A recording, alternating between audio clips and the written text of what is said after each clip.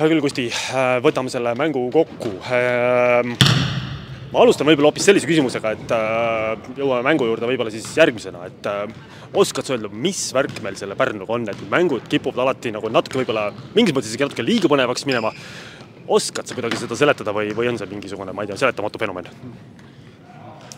Oled sa kindel, et see on selline tendents? Eks ikka on igasuguseid mänge igasuguste vastaste vastu selles mõttes, et ma ei tea, kas su väide pädeb või ei päde. Aga tõsi ta on, et see mäng nugade peale läks lõpuks ja vähemalt oli siis rahval tolle seda mängu vaadata. Minu pisikene amatöör korvpallivaatleja Pilk ütles, et kas äkki võis olla üks mingisugune konks, mis meid nagu nii-öelda siin täna natukene nagu hurjutas siis lauapallid, enda lauapallid. Et kuidagi seal lauavõitluses me tundus, et jäime ikka päris nagu kohati ikka päris hätta. Jah, ütleme, meie saime 2 punkti rohkem vastaste lauapallidest või tähendab ründelauast ja saime 2 ründelauda vähem kui nemad, et tegelikult me ei jäänud nii ka väga hätta, et kui su teine väide ümber lükata. Et ütleme, seal olid kindlad sellised mängijad, kelle vastu me pidime olema valmis nii-öelda ründelauda kontrolli all hoidma. Üks nendest Johnson number 10 sai 2 nagu ründelauda üle ja me pigem oli okei. Jah, et see oli üks meie fookusasi ka. Selge, siis oli jällegi suht pointless küsimus, aga lähme siis edasi.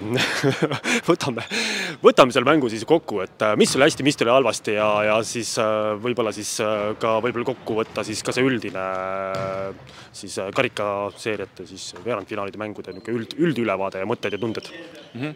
Ütleme, selle mänguga pigem oli hästi see, et me võtsime mingid kindlad eesmärgid, mida me tahame nagu parandada selles mängus ja kui me nende juurde tagasi tulime pärast mängu Bretiga, et siis ütleme kõikides nendes asjades ütleme, et me ei olnud ideaalsed nendes, aga me tegime kindlasti nagu sammu edasi, et selles mõttes see oli meie jaoks nagu väga selles mõttes nagu tähtis mäng, et me tahtsime teha seda sammu edasi mingites kindlates elementides, et tegelikult turniiritabeli mõttes meile see mäng enam täna midagi nagu ei tähendanud, aga väga hea, et mehed suutsid selles mõttes keskenduda ja eriti suutsime nagu ennast kokku võtta ja teha tegelikult nagu edasimineku. Ja üleüldse selle karika rankingu mängude mõttes ma arvan, et see teine positsioon siis, kui Graamo juurde tuleb, siis 3. positsioon, et ma arvan, et on nagu väga okei. Ja eks siis veebruaris võivad olla hoopis teistsugused seisud võistkondade koosseisudes ja nii edasi, kellel mingi minek on, aga ma arvan, et me saime sellise hea lähtepunkti või stardikoha.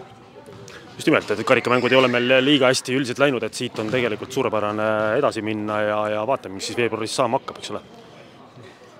Jah. Selge. Aitäh sulle, Kusti, ja siis ikka kütame aga edasi. Jah.